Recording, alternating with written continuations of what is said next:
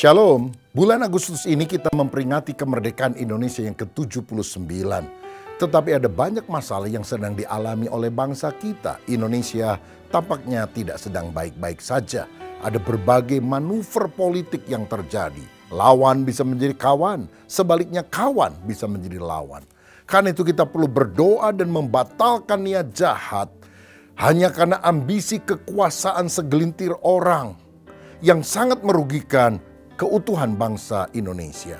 Amsal 14 ayat 34 berkata, kebenaran meninggikan derajat bangsa, tetapi dosa adalah noda bangsa. Terlalu banyak dosa, termasuk korupsi, kekerasan kepada umat beragama, akan menyebabkan Indonesia makin terpuruk. Tetapi kalau bangsa kita hidup dalam kebenaran, dari pejabat yang tinggi sampai ke daerah-daerah, takut akan Allah, bersih jalannya, saya yakin Indonesia akan diangkat oleh Allah dalam situasi apapun yang terjadi. Makanya kita perlu banyak mendoakan bangsa kita, bukan mengutuki, bukan menjelekkan, tetapi kiranya shalom, rahmat Allah melimpah bagi bangsa kita. Nah, sebagai wujud nyata kita mengasihi bangsa Indonesia, kita juga harus menjadi berkat bagi orang-orang yang ada di sekitar kita.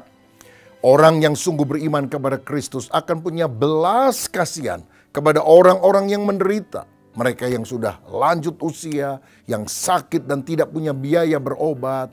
Anak-anak yang tidak bisa sekolah dengan baik, yatim piatu, yang kelaparan dan tidak punya sesuatu untuk mereka bisa melanjutkan kehidupan.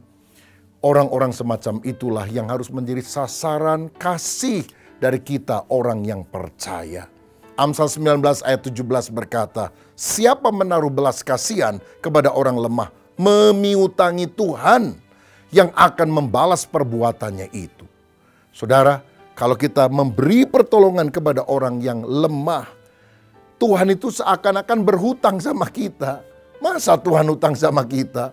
Ini sebuah istilah yang luar biasa, yang ingin menunjukkan kalau kita memperhatikan, punya belas kasihan kepada orang-orang yang menderita, maka Tuhan akan membalas perbuatan baik kita secara berlimpah-limpah. Karenanya saya mendorong program misi diakonia dalam gereja harus jalan dengan sungguh-sungguh baik, memberkati masyarakat yang ada di sekitar kita.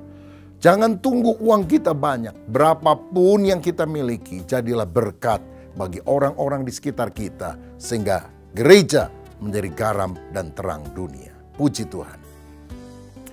Shalom untuk para gembala secara khusus.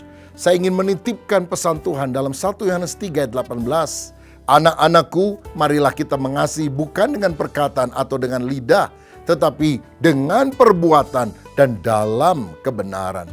Tuhan mau kita menyatakan kasih yang nyata bagi jemaat dan anggota kelompok masyarakat di sekitar kita.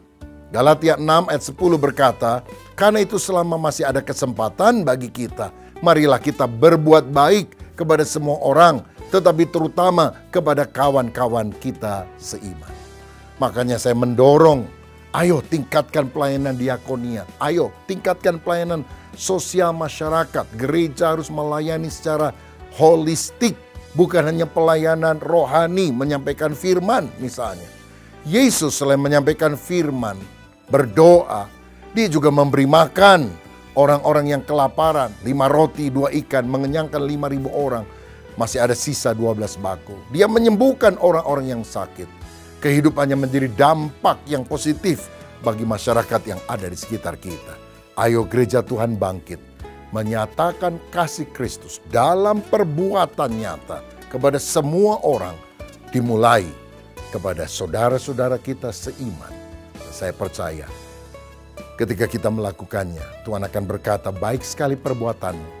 Waktu aku lapar, kamu memberi aku makan. Waktu aku haus, kamu memberi aku minum. Kapan Tuhan kami melihat engkau lapar dan haus? Apa yang kamu lakukan kepada salah satu saudaraku yang paling hina ini, engkau telah melakukannya bagiku, kata Tuhan. Tuhan Yesus memberkati.